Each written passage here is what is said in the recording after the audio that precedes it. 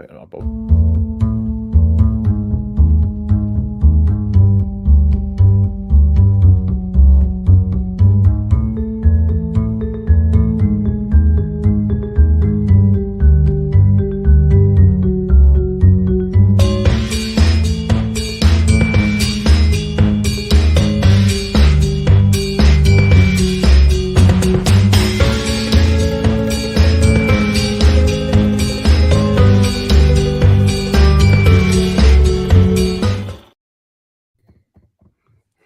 Hello, Gerry White.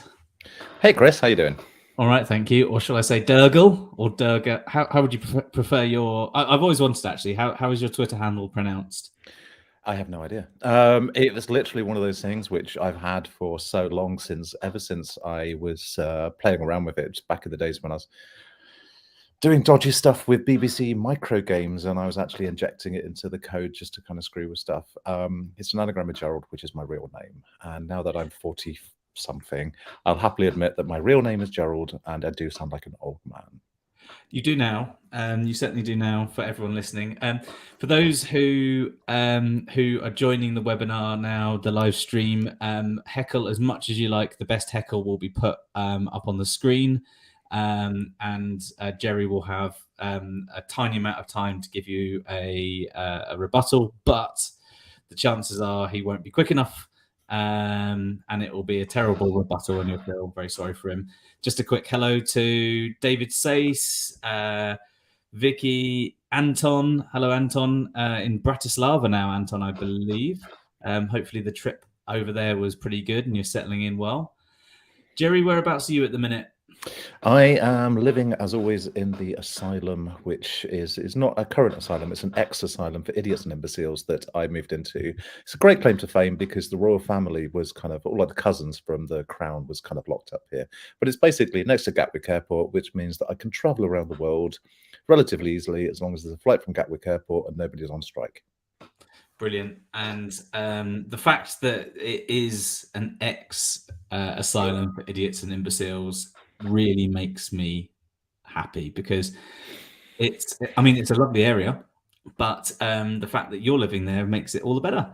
So that being said, we're here to talk today, just have a general kind of conversation, general chat about, your career, your path through the sector, things you love about the industry that we're both kind of bred into, in a sense. Now it's been part of our DNA for quite a while. You much longer than me because you're really old. But do you want to give everyone like a rundown? How did you get into the sector? Where did you start? Was it the BBC Micros? So, okay, I built websites when I was at university, back when nobody else was doing it. I was actually building websites using Word initially. That was my first website that I built. Nobody actually knows it, but you could actually publish HTML in Word. I didn't actually know how to put it on the internet, but I built a website. I even gave it to somebody on a CD-ROM because that is how old I am. Then I found out how to actually make proper websites. Then I found out how badly I was doing them, got into designing them, got into coding them. I paid my way through university by building e-commerce websites, and it just sort of carried on from there. It turned out I'm not the world's best coder, I'm not the world's best designer, but I got into SEO, got into data analytics. I actually worked for the government for a while before they basically, then I got sort of headhunted by Razorfish, which is the famous Avenue A Razorfish at the time. I became the analytics guy there, but I helped them do a lot of SEO stuff, and then got into SEO properly. And then I joined an agency producing a huge amount of content for a lot of companies, from Microsoft right through to O2, through to like so many different companies. I'm trying to remember who they all were. But You really have been everywhere. Oh yeah, I could tell you a lot more.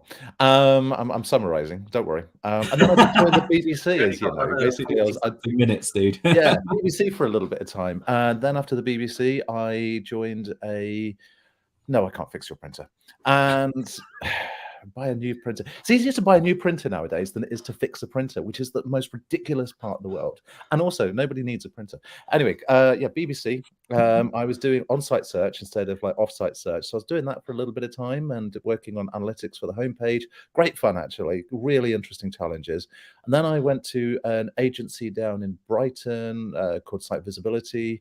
And then I kind of joined a really good agency called Propellernet, who do some really, really good stuff, especially off-page and on-page stuff. Very much rate their stuff. Then I joined Just Eat for a little bit of time for about 4 years. Then I joined a agency known as Rise at 7 for about 1.5 years as director of SEO. Then I went client side again, where I joined Oda, which was a Norwegian supermarket going into Finland and Germany. And then I joined Riverside, which is a podcasting company. Too many different things to remember. I mean, the agency stuff. The most recent agency stuff was with Rise, as you know, you just mentioned. Saw Carrie and Will last week. They were in good spirits, and they said hello.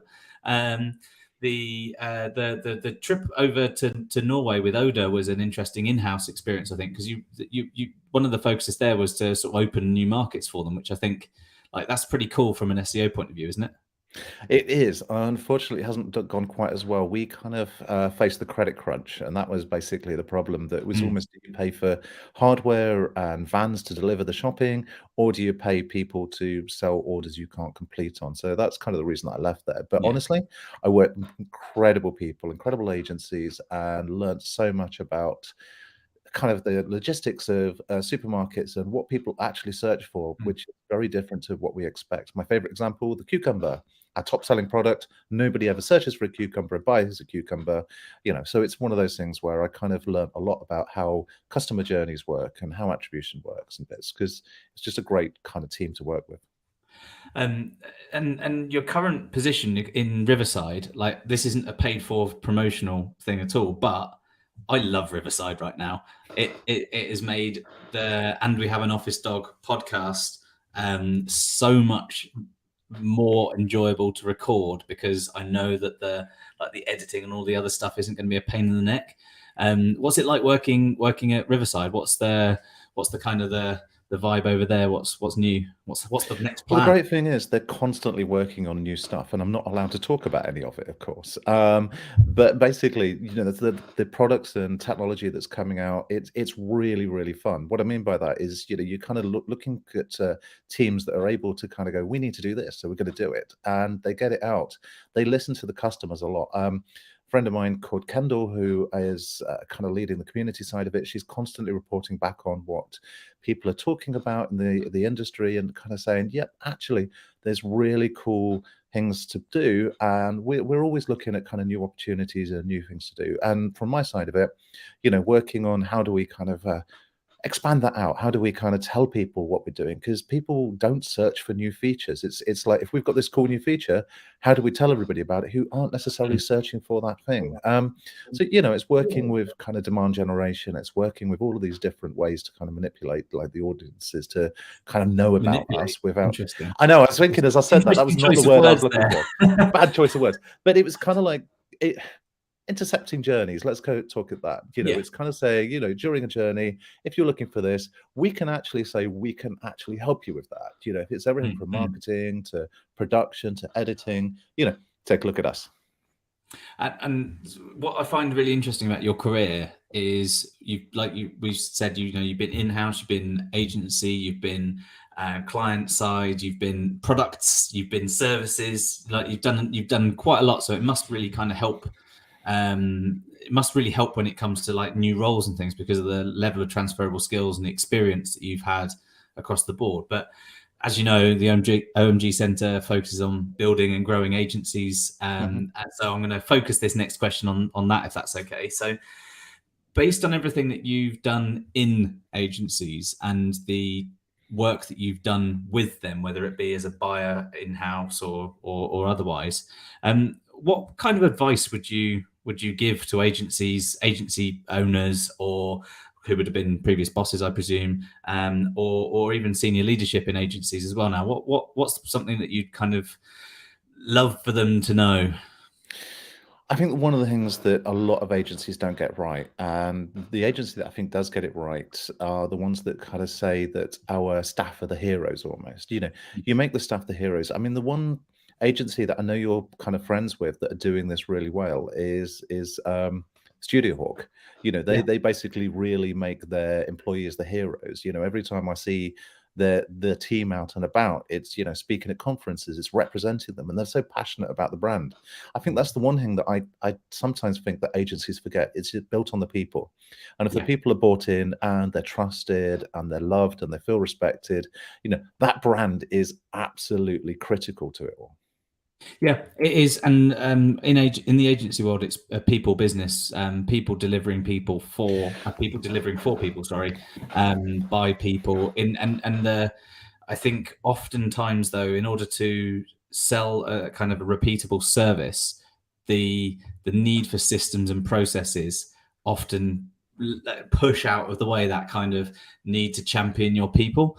And there must have been times, because I know that where you've always been quite at the forefront of the industry, there must have been times where you've seen a process laid out and thought, I can't just follow a checkbox, and then it's quite tough, right? Yeah, I mean, going back to my time at Rise, I usually got involved with the fun clients, not because I chose it, but because they were the ones that turned around to us and went, "This is the problem," and I'm kind of going, "Brilliant! This sounds like a challenge." And I would work with my team, I'd work with everybody. One of the things I would say, going back to what you said, is that a lot of I mean, I'm not giving away Carrie's secret sauce here, but a lot of the clients that we got were people that we'd worked with, and then the person, like the I don't know, the marketing manager or marketing director, had changed business, and then they kind of called us up and said, "Hey, actually, can you come and do the same thing for us here?" And so on and so forth. So it was very much around the people wanting to kind of work with the same people again. So I'm really, really happy about that. Just as an interruption here, Jeff, thank you for interrupting Gerry's workflow here. But Stephen and Luna, the dogs, are actually on a walk at the minute, because at this exact time, every Thursday, whenever I'm doing a webinar, the bin men come by, and the dogs often like to. Well, it's a bit like the old trope that dogs chase the bin lorry down the street. They really don't like it, whatever it is. So they may well come and join us later. We'll see. If you're where you're in house now, if you ever went back like into agency in the future, since you've got at least 2 more years before you're old enough to retire. So if you went back into agency land, what kind of role would be like really cool, really ideal for you, or does it exist yet? It's in the kind of the product development side of it. I'm not going to mention their name, but I'm going on a stag weekend with a friend of mine at an agency called Salt, and one of the things that they do is they kind of really do. They look at like what the product, the market needs, what is actually going on, and they sort of turn around and kind of go, actually, we can either build this or we can facilitate it. So it's not necessarily like an agency role, which is, I'm going to carry on doing business as usual. It's like, how can we fulfill a need that's maybe not fulfilled already? And so many businesses out there are kind of going, actually, if we specialize a bit, either if it's on a platform, a CMS, a tool, or something, it gives you kind of a competitive edge. And yeah, like I say, Salt are kind of working on the local business problem. So yeah, I think it is kind of critical that you look at what the what problems need to be solved. So yeah. So it turns out the dogs are actually watching. It's a legitimate walk that they're on. So just a shout out to Salt, because you mentioned the people bit, and they do really champion their people in that agency. I don't know how far along they are until it's kind of like properly launched, but their listing review management platform that they're putting live, that's come out of a conversation in the business that was a problem to solve, and they built a product around it, and it's exceptional how they've now empowered the team to kind of run it and own it. And that's not just only a new revenue stream for the agency, but it's also kind of proving that you live that cultural thing that you set out to be. Yeah, I mean, one of the co-owners is an incredible developer who works and employs incredible developers. I mean, I speak to him quite regularly, and he's such a kind of geeky nerd where he sees a problem, sees a solution, but also kind of thinks of whether it's a commercial problem as well. So yeah, Salt are doing really well on that. Would you go back agency side? Yeah, but I would have to be for the right clients. I know that sounds crazy, but basically, the worst thing about agencies sometimes from a sort of senior point of view is 100 clients and everybody trying to kind of spin plates all the time. Yeah. I'd like to kind of do that, the sort of the agency life where I'm actually working with one or two great clients and really helping them do something, but that's usually a challenge. I mean, I'm also quite happy to be spread around to kind of solve those weird problems. Again, talking about when I was at Rise at 7, a lot of the time it was like, we've got a problem over here. Let's have a look at the problem. Let's have a look at the solution. Yep, this isn't the solution, but we'll find one. Everything from the classic hacking it on with Google Tag Manager right through to actually the CMS it cannot be fixed in this way. Maybe we can do it kind of some edge or something. Like there's always a solution, but whether or not the client can afford it, pay for it, implement it is kind of the problem. And I think that your sort of wealth of experience and the different platforms you've worked on that have grown over the years and changed over the years as well, that's really like important to have. And I don't know what your thoughts are on this, but there's two big kind of chinks in the agency armor which I can see coming in the next few years. And I think the first is a lot of the people who are and were juniors in and around COVID and up to now, where remote is more frequent than hybrid, which is then less frequent than fully in the office. There's an awful lot of junior staff who are missing out on that kind of learning by osmosis from people like yourself in the agency or in the office. Even if it's hybrid, there's a missing opportunity there, and as they grow in their career, there'll be a bit of a bottleneck, and I worry for agencies in that perspective, well, and the people, of course. The other part, I think, there's a real risk right now, and I don't want to go into an AI rabbit hole, ChatGPT, Bard, and all the other stuff. I've fallen off the radar, and I realised that there was a SGE or whatever it is in Google the other day, but I worry that when a tool or a platform can just tell you what the problem is and tell you how to solve it, if you don't learn the concepts behind it, there's going to be a bottleneck of people who would be the builders of the strategy, the empathy thinkers, the ones that actually understand how this stuff's happening.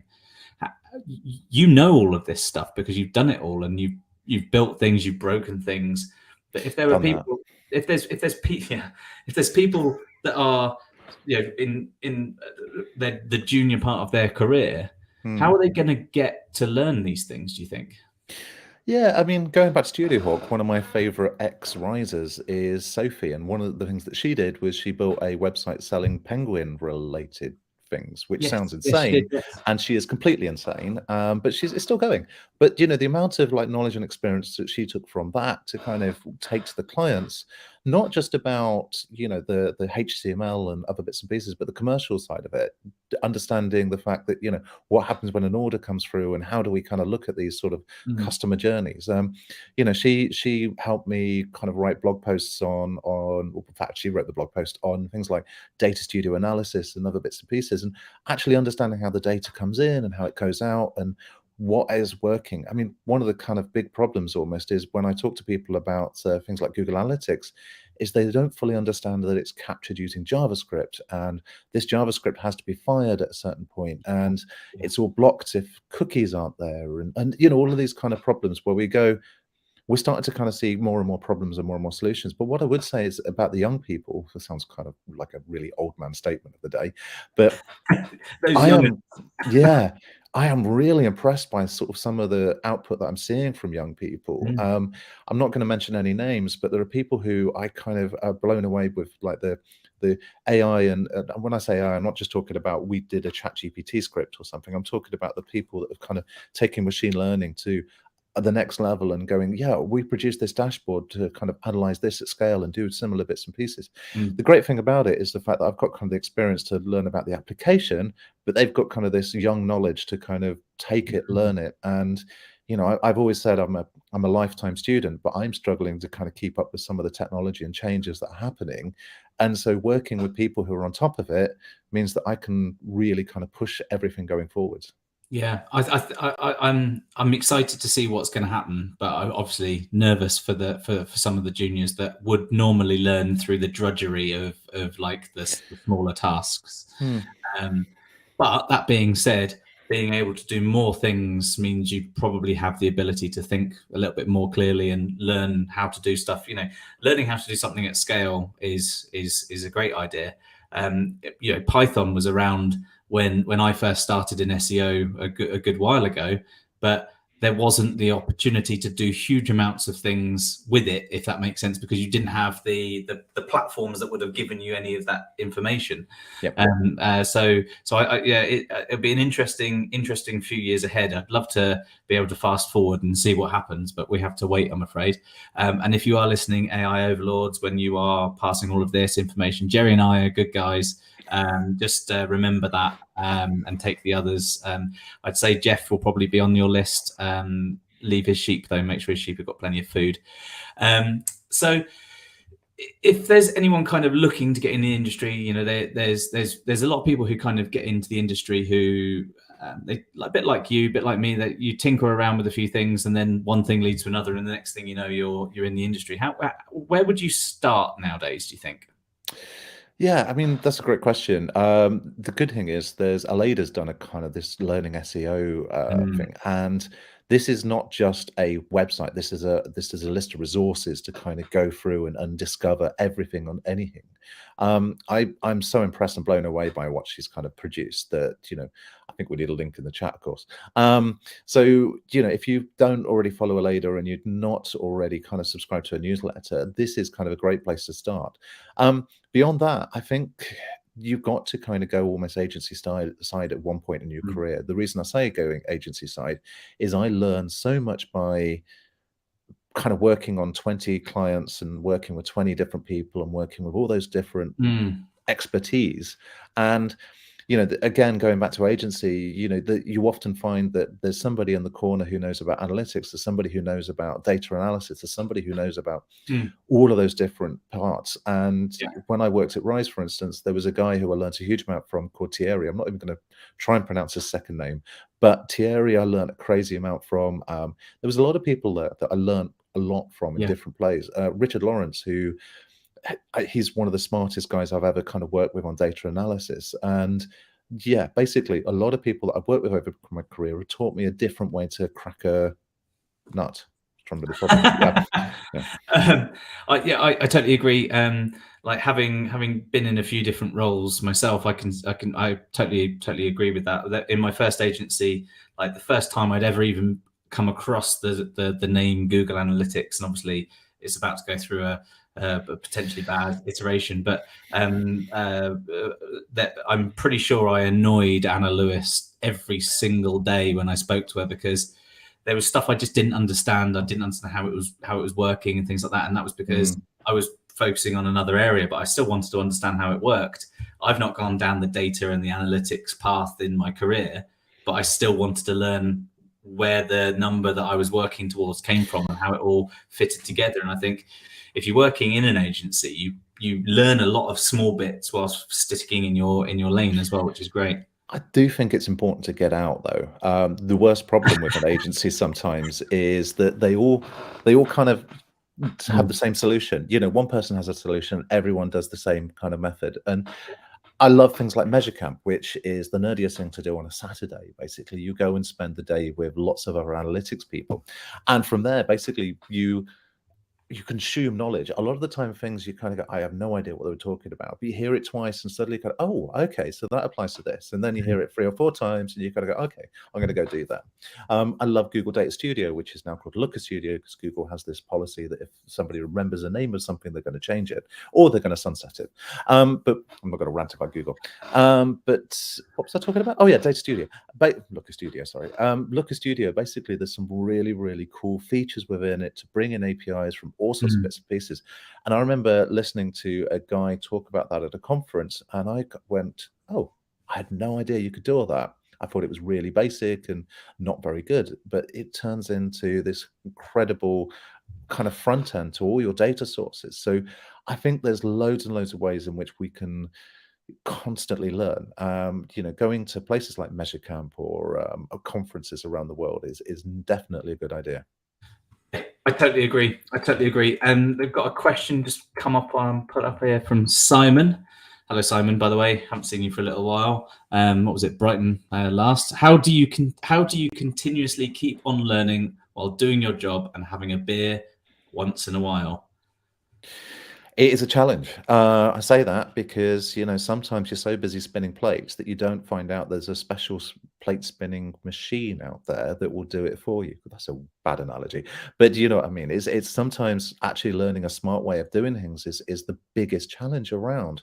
But as I sort of have met Simon at many measure camps, and every time I talk to Simon, I learn something really new and different. Simon is the guy who can hack your analytics account and produce weird numbers out of it and kind of do some crazy stuff with it.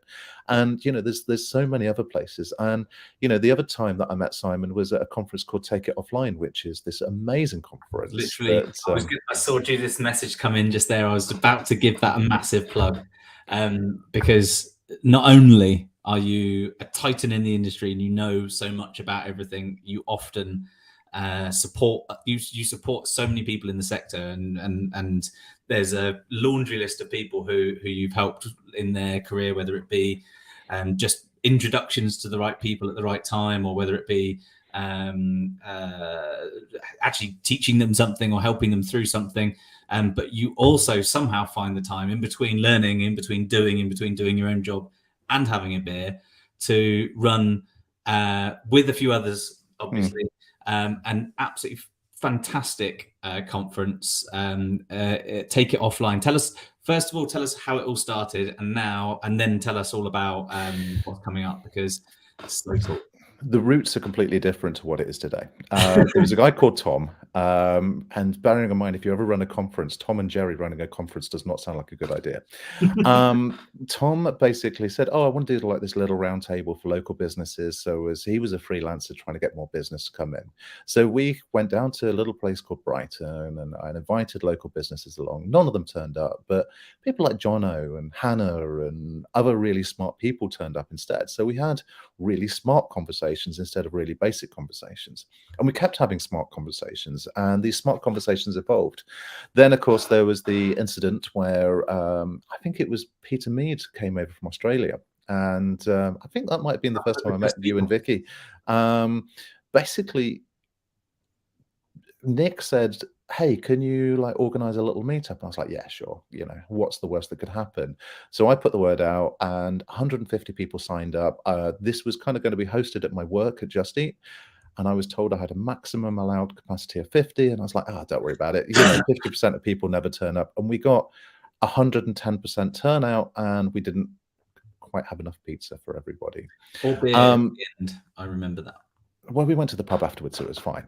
I was fairly drunk afterwards. I don't know quite how. But one of the things that we did was kind of this honest panel where we basically said on the panel, instead of everybody agreeing with each other and having a bit of a process where we all say the same things, we should basically be as honest as possible. And if you get Judith being too honest on a panel after a large drink, it's dangerous. So yeah, good things happen.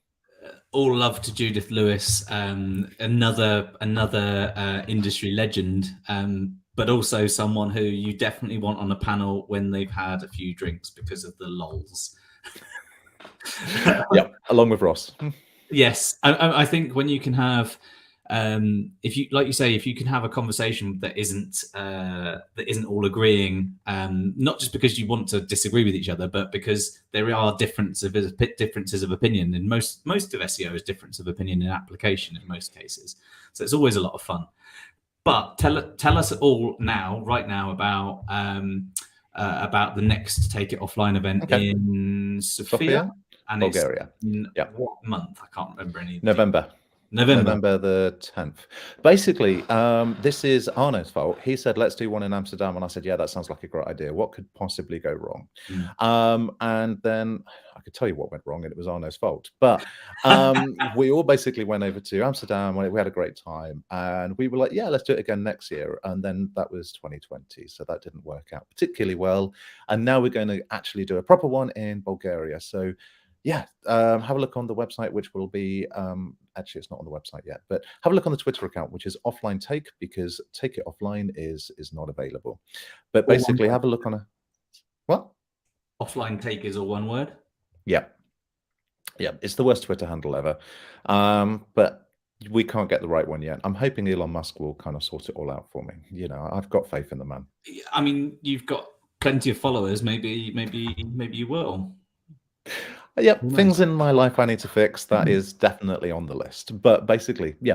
So we're all going to go to Bulgaria. Tickets are cheap, and there's a 50% off code, which is Take It Everywhere, all lowercase. And if you come along, then I don't know what's going to happen because we're still in the planning phases. But if it's going to be anything like Amsterdam, it'll be fun.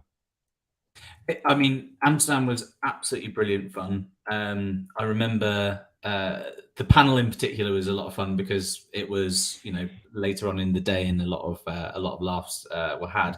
But one of the things that I think Arno brought to it quite well was the unconference aspect, where there were a few different rooms and a few people kind of ran like mini talks and things like that at the time, which was absolutely, it made it a lot more fun because you had not just the normal speakers on the stage, you also had the sides. Yeah, that's definitely one of the things that we try to kind of make sure is the heroes of the day aren't the kind of the named speakers. The heroes of the day are people like you guys who are kind of organizing or having conversations. I mean, this was the first time that I'd seen Rishi in many, many, many years. Stephen is here. Everyone, Stephen's here. You can keep your ticket fees now. Hey. So he's joining us yeah. So I think so. Vicky did one. Rishi did a really good one as well, actually, didn't he? There's plenty of. I think there's going to be a good few people wanting to do those next time round as well. Yeah, absolutely. And it means basically the two things you could do. One, you can discuss a problem that you have rather than necessarily a problem you've already solved. So you might kind of turn around and say, actually, what we want to do is learn about AI or data analysis or something in that way, or data studio or something. And this is the weirdest conversation. I'm struggling. And basically, Stephen. Yeah. I mean, this is an idea stolen from Measure Camp, completely stolen from it. You know, there's no shame about it. We've stolen it completely and used it for a different thing. And yeah, basically, if it works, it worked really, really well. And in Amsterdam, it worked. And the best thing that we try to do is not necessarily, it's not about a panel and an audience. It's about chemistry and engagement. And if you go away having connections and friends, I mean, I've heard of people getting jobs that Take It Offline. I've heard of people developing companies, brands, friends, loads of things. So, you know, if you come along with great connections, great friends, I think that's a win, and definitely worth the ticket price. Absolutely. We booked, and I think Vicky has already booked the flights and the hotels and everything. We're all sorted. She's an organizational machine. So you've spoken, speaking of events, you've spoken at lots. You've provided a huge amount of content and value to the industry through lots of events. You've spoken at some big, oh, that's too heavy. Speaking at a good few like large scale conferences. You've spoken at grassroots stuff. What about that do you enjoy the most? What is it that you really get some value out of? It's always those connections. You know, if somebody turns around to you afterwards and has a chat with you about something, often, I mean, the last one I went to was in a place called, what country is Copenhagen in? Denmark, yeah. Denmark. Weirdly enough, I'm going back to Denmark next week, so I should remember. Basically, I kind of had a great conversation with Tom Capper and a guy called Danny, who is this AI specialist, and he taught me so much about, because AI is such a buzzword at the moment, and everybody says ChatGPT will solve all the problems. This guy came along and said, "These are the problems it will solve, and these are the problems it will screw up or give you more problems." Yeah. And so, learning from somebody like that and having a conversation with the bar afterwards. I mean, I DM'd him because I was trying out one of his scripts, and he kind of came back and said, "Oh yeah, no, you just have to do this, or this is the solution for this. Oh, this happens if you do that." So yeah, it's kind of those connections, and I've got so many connections now of people who I speak to very regularly when I think to myself, I'm struggling, I don't know how to fix this, or am I approaching this problem wrong? Is the issue that I've got at work like this, or who do you recommend for this particular problem? Because I as an SEO guy can't solve the world's problems, but if I know a guy on maybe page speed like Jono or you, or I know somebody on analytics like Stacy, or there's so many people who I kind of go, okay, that's the person for this, and I've met them 9 times out of 10 through conferences. Yeah, no, I completely agree with you there. I mean, don't ever come to me for page speed stuff anymore, because that was a little while ago and I've probably forgotten most of it. I wasn't even anywhere near as good as Jono at any point of that anyway. It was an example. I used to go to Jono for sense checks before I went on a stage, just in case I'd said something stupid. But I get what you mean, and one of the things I think that almost everyone who's watching this now and in the replays later will agree with is that that you get what you put into this industry, and a bit like Google's index, it remembers. And the industry knows what you put in and the value you bring and the people that you've helped and things like that. And I think that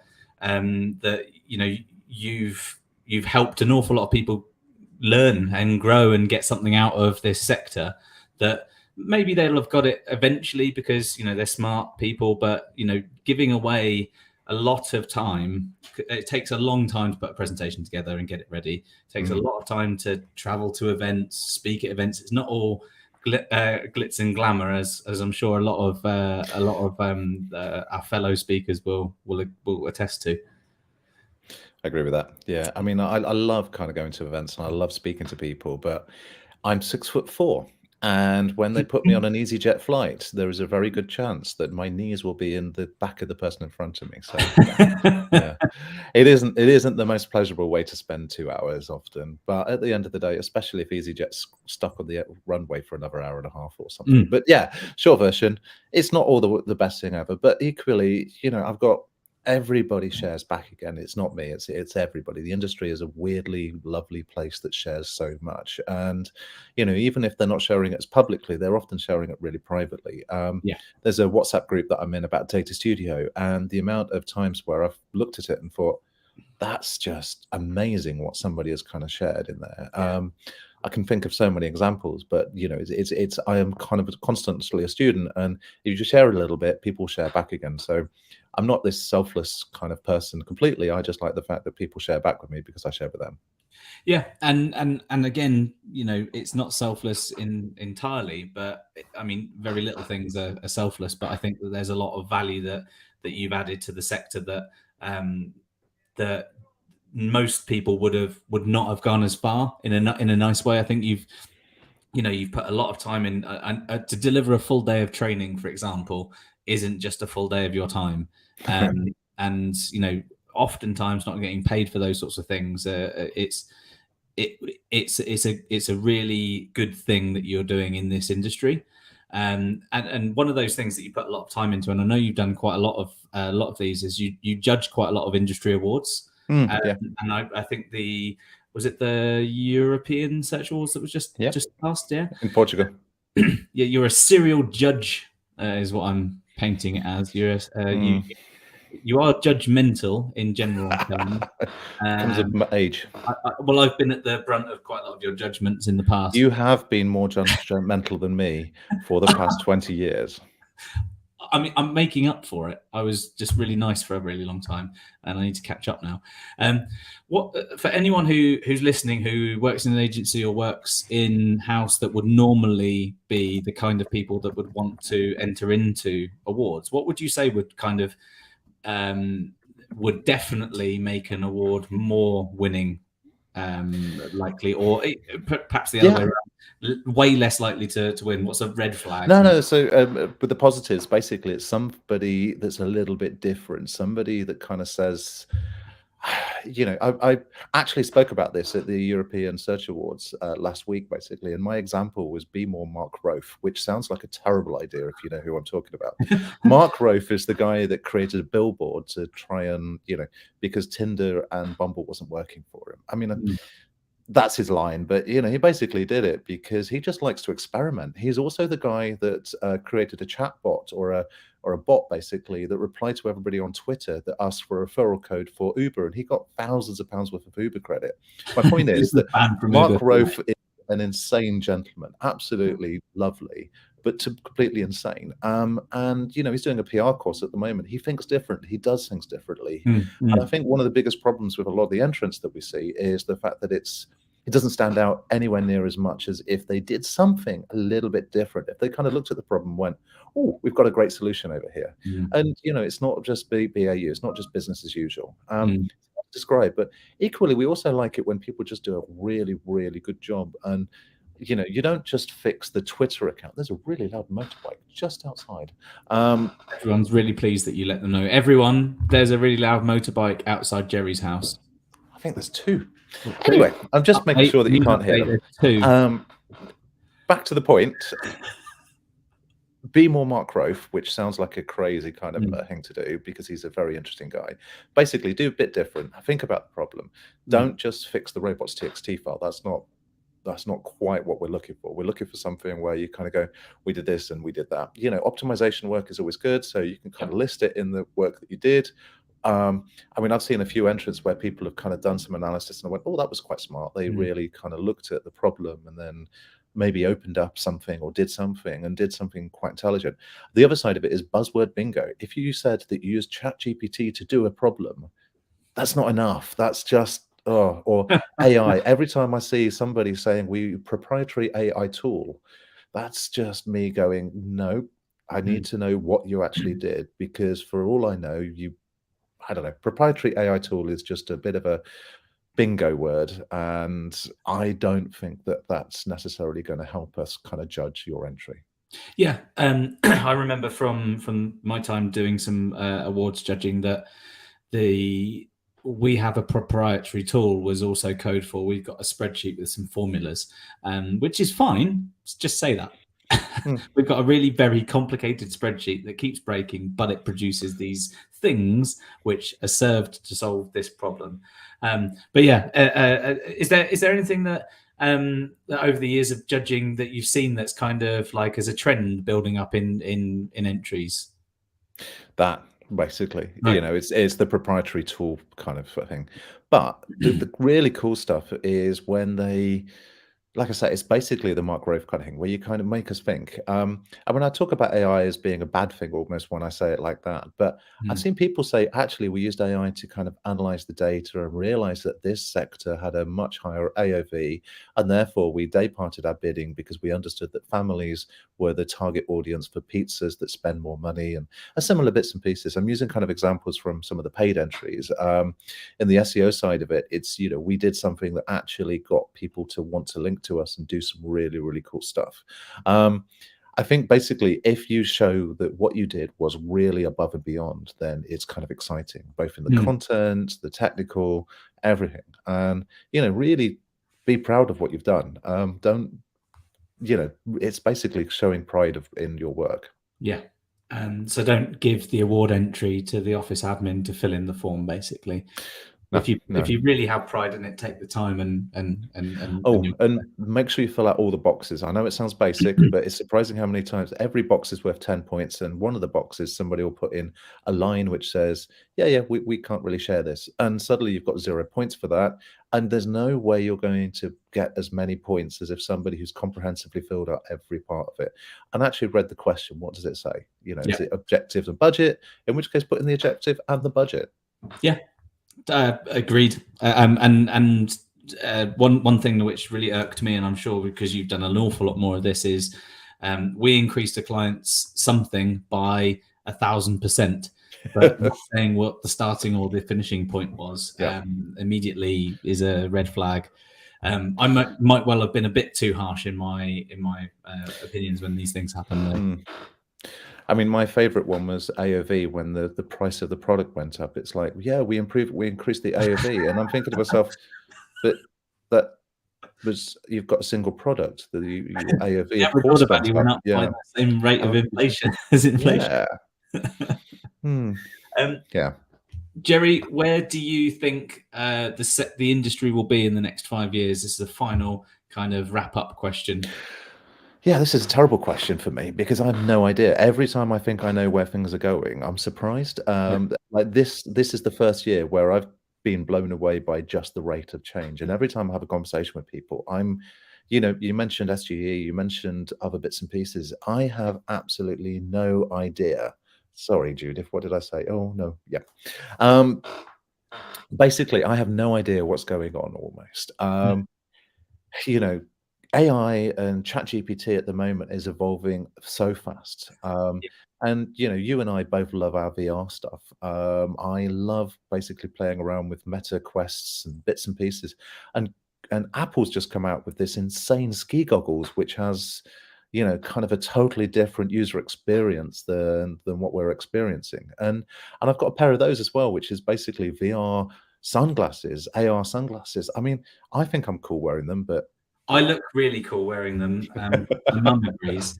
But they're great. Like if you're working with a laptop, anyone who travels a lot, these are great for work. Like you can have have multiple desktops at like 80-inch sized screens. They're brilliant. Buy some X-Real, they're called. They also work really well with a Steam Deck. I know that there's a lot of like at the end of every year, there's a year in review in digital. Then there's predictions for the future. yeah. I think almost all of them are generally the same because most of them generally come from the same kind of everyone gets the same news and same information. But I think it's probably too difficult to call what's going to be the case in the next few years. It's just really hard to tell. One thing I would say is I think there's two types of digital marketers. They're the people that are doing the same thing every day, and then there's the growth people who kind of are growing almost in themselves. The people who are studying what's happening, and they're not necessarily ahead of the curve, but they're certainly not behind it. They're the people who kind of look at the problem and go, actually, I've got a great idea, or actually, here's what we can do with it. So short version is that I think if you're kind of like that lifetime student, if you're that person who looks at the problem and goes, oh, that's interesting. And, to Simon's comment earlier on, how do you keep up with everything? You almost have to specialize a bit. You have to kind of go along and chat to people. You have to listen. But it is me trying to understand what the hell's happening in the SEO world. Sorry, in the AI SEO world. There is so much information that overlaps and doesn't say anything at the moment. It's how do you kind of keep up to date with it all? So, short version: be a lifetime student and be a kind of growth mindset. Sorry, growth mindset's a bit of a BS bingo kind of word, but still, I could believe in it. Yep. I'm with you all the way. Thank you so much for coming on, Gerry, with one of the first OMG Industry Legends webinars. Some good conversation in the chat as well. If you missed Stephen making an appearance, skip back a few minutes. But thanks so much, Gerry. If you think you're an industry legend, reach out to me and we'll talk about why you had to reach out to me. I'll be in touch with you if you are, and I think that we can have a lovely conversation again. Everyone else that isn't an industry legend, listen to Gerry's advice. This man knows what he's doing, and you get as much as you give in this industry. So thanks very much, and look forward to hearing from you all soon. Follow Gerry at Dergel or Offline Take. Hopefully see some of you guys in Sofia as well in, I'm going to say November. Was it November? Yeah, November the 10th, roughly. In November. Thanks a lot, Gerry. We'll speak to you all Hotels soon. are cheap, wine's cheap. What can go wrong? And a significant amount. Thank you so much for coming on. Cheers, guys. Cheers.